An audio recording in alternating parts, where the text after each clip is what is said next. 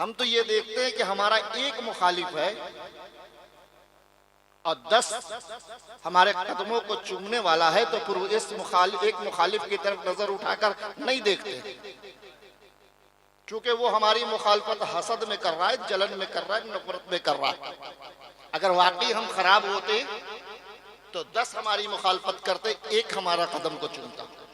तो जो भी शोरा है, जो भी नुकबा, आप इस चीज को अपने दिल में बिठा के रहिए कि अगर मजबे में 1-2 आदमी आपको गलत इशारा कर रहा है तो देखिए कि 100 तो बैठकर आपको सुन रहा है। 2 की तरफ ध्यान देने की कोई जरूरत नहीं है। और बुजुर्गों के आस्थाने से हम फैज लेने आए हैं, ना कि हम किसी को खुश करने आए हैं और ना किसी को नाराज करने आए हैं। हमारा और आपका अकीदा यह है कि हम बुजुर्गों के आस्थाने पर जा रहे हैं हाजिरी देने के लिए। ये जो लोग बैठे हुए हमारी बातों को कबूल करें या ना करें, हमको इससे कोई मतलब नहीं। हमें उनसे मतलब है कि वो हमारी हाजिरी को कबूल कर लें। हजरत बायजीद बुस्तामी रज़ी अल्लाह ताला अन्हु बहुत पाए के बुजुर्ग गुजरे हैं, विसाल कर गए, इंतकाल कर गए। जनाजे में हजारों लोग गए, अकीदत में गए, मोहब्बत में गए, एक कफन चोर भी गया। हजारों लोगों की नियत थी कि हजरत बायजीद बुस्तामी अल्लाह के प्यारे बुजुर्ग हैं, वली है, हम इनके जनाजे में चले जाएं, हम इनकी जनाजे की नमाज पढ़ लें। लेकिन एक शख्स है जो जनाजा पढ़ने की नियत से नहीं गया है, कफन चुराने के लिए गया है। अब आपको सुनकर यह ताज्जुब लगता होगा कि आखिर उस आदमी का कितना बड़ा कलेजा होगा कि कफन चुराता होगा। नहीं, कफन चुराता नहीं था। हम लोग कफन चोर बोल देते हैं तो हमारा जहन ये जाता है कि वो कब्र को खोलकर जो जिस्म के अंदर लपेटा हुआ कफन होता है उसको चुराता है। इसकी हिम्मत तो किसी के अंदर नहीं है। होता यह है कि जब हम अपने मुर्दे को कब्र के अंदर डालकर जब वापस आने लगते हैं तो उस मजार के ऊपर एक उजली चादर डाल देते हैं। वो चादर तकरीबन 2.5-3 मीटर की होती है। वो चादर कफन चोर ले जाता है। अब जरा सोचिए कि उस जमाने में कितनी गरीबी थी कि लोग मजार पर पड़ी हुई 2.5-3 मीटर की चादर को लेकर चले जाते थे और उसी से अपना कुर्ता और लुंगी बनाते थे। जनाजे की नमाज तो पढ़ लिया। अब जब मजार के करीब पहुंचा, दिल में ख्याल आया कि ये आम आदमी तो है ही नहीं, ये तो अल्लाह के वली है, ये अल्लाह के बुजुर्ग हैं, चलो इनका कफन नहीं चुराते। वापस चला गया। लेकिन इंसान की जिस चीज की आदत बन जाती है वो आदत जल्दी छूटती नहीं है। जैसे जिस इंसान की झूठ बोलने की आदत हो गई, लाख कोशिश करने के बाद भी वो झूठ बोल ही देगा। नशा की आदत किसी को लग गई, बहुत मुश्किल से नशा छूटता है। इसी तरह बहुत सारी ऐसी आदतें, अब जैसे जलसा सुनने की आदत भी एक नशा है। बहुत सारे ऐसे नौजवान हैं जो 100 किलोमीटर तक जलसा सुनने के लिए चले जाते हैं। तो ये तो अच्छा नशा है। ये तो अच्छा नशा है कि नबी की नात सुनने के लिए 100 किलोमीटर दूर भी अगर जाना पड़े तो हम जाकर सुनेंगे। तो वो कफन चोर तो एक बार वापस हो गया। फिर दिल में ख्याल आया, नहीं चलो चुरा लेते। मजार के करीब आया, फिर दिल में ख्याल आया, नहीं ये तो अल्लाह के वली, ये तो देख रहे, नहीं नहीं चुराते। वापस चला गया, घर गया। फिर सुबह उठा, फिर आया मजार के पास कि चुरा लेते हैं। मजार के अंदर से आवाज आई, कफन मत चुराना। हजरत बायजीद बुस्तामी की कब्र से आवाज आई, कफन मत चुराना। अल्लाह रब्बुल इज्जत ने फैसला कर दिया है, रब ने फैसला कर दिया है कि जितने लोग बायजीद बुस्तामी के जनाजे में शामिल थे वो सब के सब जन्नती हो गए हैं, इसलिए कफन मत चुराना। फौरन वो भागा और भागकर तौबा किया कि आज के बाद से अब कफन हम नहीं चुराएंगे, इसलिए कि मैं बायजीद बुस्तामी के जनाजे में मैं भी था और रब ने फैसला कर दिया है कि जो जनाजे में था वो सब जन्नती। तो तो इन बुजुर्गों के आस्थाने पर हम इसीलिए जाते हैं, अपनी टूटी फूटी जो हमारी मुरादें होती है, जो हमारी छोटी छोटी मुश्किलें होती है, इनकी बारगाह हम इसलिए रखते हैं कि ये रब को मनवा लें, रब की बारगाह में मेरी बात को पहुंचाकर रब की बारगाह से हमारी मुश्किलों को ये आसान कर दें।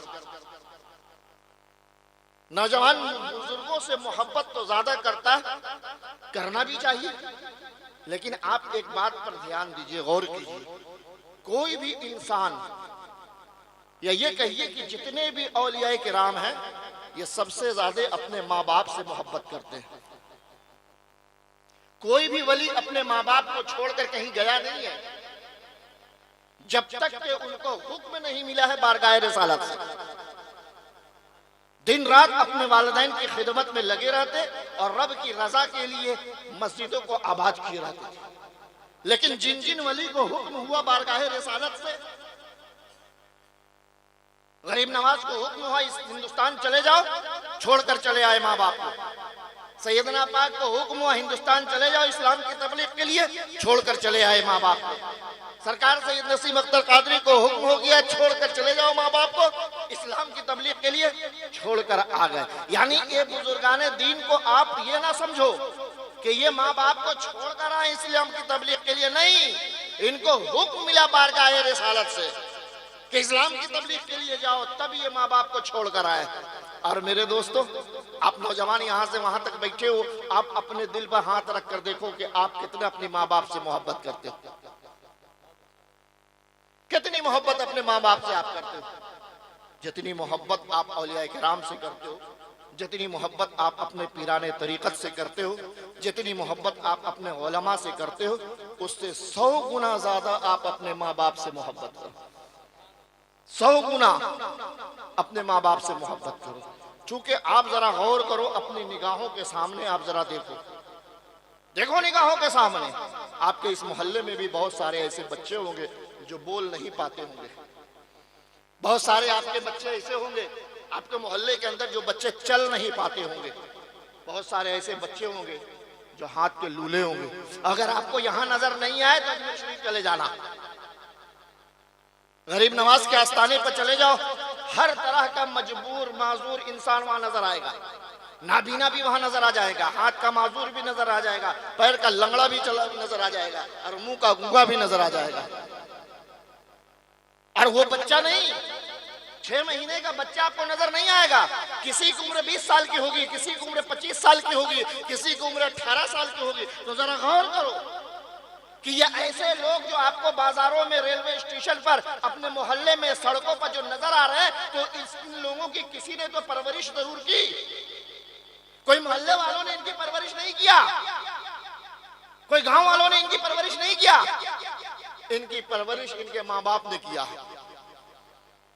इन लंगड़े बच्चों की परवरिश इनके माँ बाप ने किया है, इन गूंगे बच्चों की परवरिश इनके माँ बाप ने किया है, ये लूल्हे बच्चों की परवरिश इनके माँ बाप ने किया है। लेकिन आप तो सलामत हो, आपका हाथ भी सलामत है, आपका पैर भी सलामत है, आपकी आंखें भी सलामत है, आप बोल भी सकते हो, आप सुन भी सकते हो, आप सूंघ भी सकते हो, आप देख भी सकते हो। तो आपकी परवरिश किसने किया? आपकी परवरिश भी आपके माँ बाप ने किया है। तो आप जरा गौर करो कि इस उम्र में हम जब पहुंचते हैं तो अपने माँ बाप को हम किनारे कर देते हैं। नहीं, माशी हालात हिंदुस्तान के मुसलमानों की खराब है, ये सबको पता है, लेकिन एक रोटी तो हम खा रहे हैं जरूर। अगर एक रोटी कमाने की सलाहियत हमारे पास है तो आधी रोटी माँ बाप के लिए, आधी रोटी अपने बच्चों के लिए। ये नियत और ये सोच हो जाएगी तो यकीन जानो, आज तो तुम आधी रोटी खाकर अपनी जिंदगी गुजार रहे हो, लेकिन कल मरने के बाद तुम्हें जन्नत के उस दर्जे में रखा जाएगा जिस दर्जे में माँ बाप की खिदमत करने वाले सहाबा होंगे। ये बुजुर्गों के उर्स मनाने से अल्लाह राजी नहीं होगा। राजी तब होगा जब माँ बाप राजी होंगे। हजरत अबू हुरैरा रजी अल्लाह ताला अन्हु मेरे आका के पास आए, या रसूल अल्लाह मेरी माँ ने मुझे मार दिया। और हजरत अबू हुरैरा कोई बच्चा नहीं है, 30-35 साल के जवान है। अब मारे, उनको एक थप्पड़ मार दिया मुंह पर। रसूलुल्लाह की बारगाह में, या रसूलुल्लाह माँ ने मारा। मेरे आका ने पूछा क्यों मारा?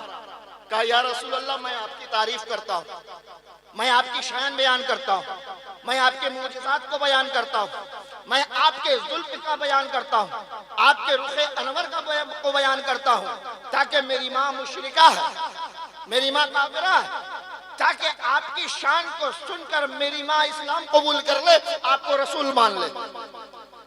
जब जब आपका नाम लेते हैं मेरी माँ गुस्सा हो जाती है, नाराज हो जाती है। और आज तो हद मेरी माँ ने कर दिया, तो उसने मुझे मारा है बहुत तेज।